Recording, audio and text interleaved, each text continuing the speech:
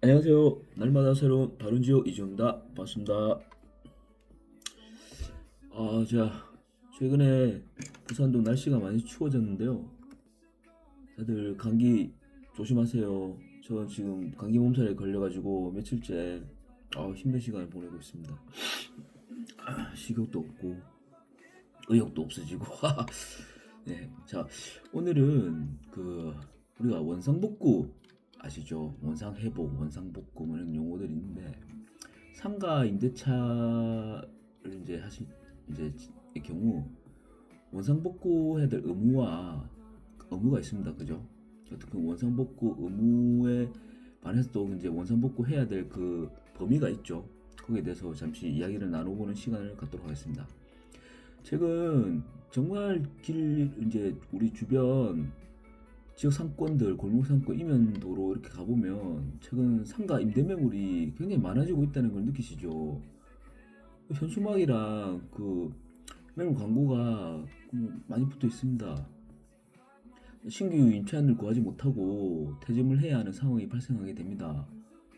신규 임차인을 구하게 되면 시설 권리금 등을 지급받고 권리 양수도 계약을 통해서 정리가 되겠지만 어려운 시기에는 권리금 대비 공시 기간이나 그 기간 동안에 영업 손실을 비교하여 시설 등을 처분하고 또 뭐 퇴점하든지 뭐 공실이 되기든 한지 이렇게 되죠. 임차인은 임대차 계약에 근거해서 계약 만료 및 해지할 시에 원상복구 의무가 있는데요. 오늘은 이제 아까 말씀드렸듯이 임차인의 원상복구 의무와 그 범위에 대해서 이제 알아보겠습니다.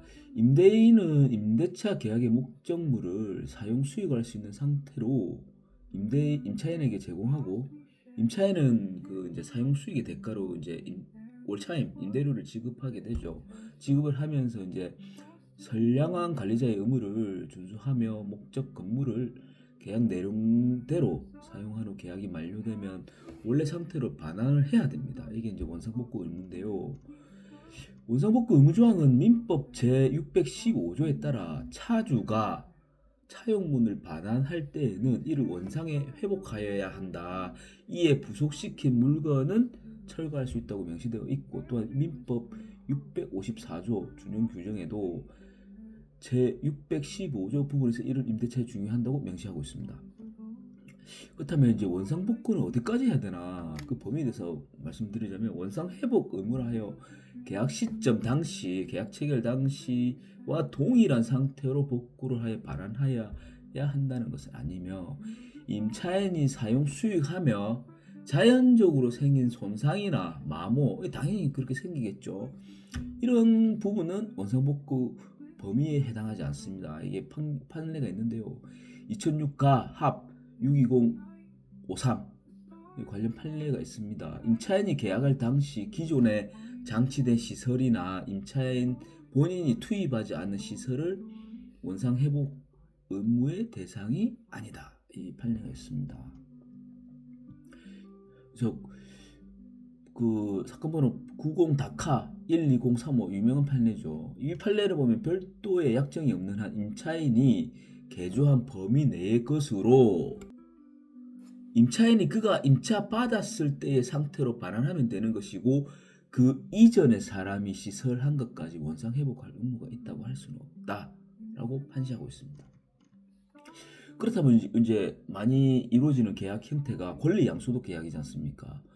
하지만 생각해야 될 부분은 예를 들면 임차인 A가 신규 임차인 B를 구했고 권리 양수도 계약을 하고 시설 등을 양도를 했다면 신규 임차인 B의 계약 만료 시점에 신규 임차인 B는 임차인 A가 입장할 당시의 상태로 원상 회복을 해야 하며 임대인도 원상복구의 상태를 임차인 A와 최초 계약했던 상태로 인지를 하고 있었겠죠. 신규 임차인 B가 원상회복 범위를 본인이 권리 양수도 계약 당시로 주장한다면 뭐 임대인은 이 이전이고 신규 임차인 B는 기준이 이날이지 않습니까? 서로 당사자 간의 이해상충이 분쟁으로 이제 발생할 수 있습니다. 이에 현 상태의 범위와 원상 회복 범위에 대한 상세한 내용을 특약사항으로 기재함으로써 사후에 발생할 분쟁의 욕설을 사전에 예방하는 것이 현명한 조치지 않을까 생각합니다.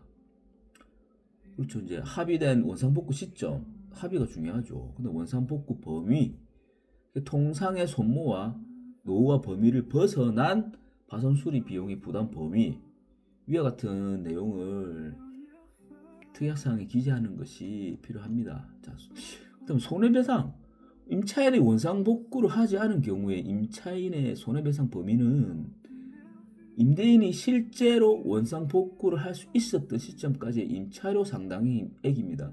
이 관련 판례가 있죠. 임차보증금 90다카 12035. 임차인이 원상복구를 이행하지 않는다면 임대인이 자기 비용으로 원상복구를 할 수 있습니다. 관련 판례가 있으니 참고를 하시고요.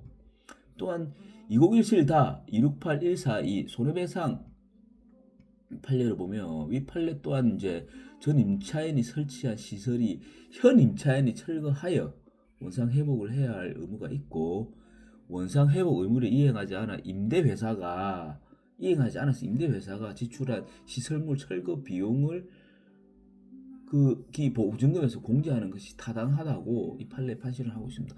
위와 같이 원상복구 의무 불이행과 원상복구의 범위 그리고 시점 같은 이슈로 다양한 손해배상 청구 소송의 판례가 있습니다. 이 뒤져보면 판례가 상당히 많이 있습니다. 그래서 이제 권리와 의무로 인하여 분쟁이 발생할 소지가 예상되는 사항은 상가 임대차 계약서 작성할 때 기본적으로 우리가 상가 임대차 보호법이나 이런 특약 사항들, 권리 의무 이 관계를 사전에 한번 읽고 보고 찾아보고 인지를 하고 계약을 이행하지 않습니까? 근데 그런 내용들을 상호협의하에 특약 사항을 기재하여 꼭 이제 문서상 명시를 하는 것을 권해드립니다. 분쟁이 발생하면 참 피곤하죠. 미리미리 사전에 예방하는 현명한 인사이트를 갖고 이제 계시길 권해드리고, 자, 이상으로 판례들을 통하여 상가 원상복구 의무와 그 범위에 대해서 이야기해 보았습니다. 이제 기온차가 심한 겨울이니 건강관리에 유의하시기 바랍니다. 다들 감기 조심하시고요. 다음에는 더 유익한 내용으로 찾아오겠습니다. 자, 읽어주셔서 감사합니다. 날마다 새로운 바른지오 이지였습니다.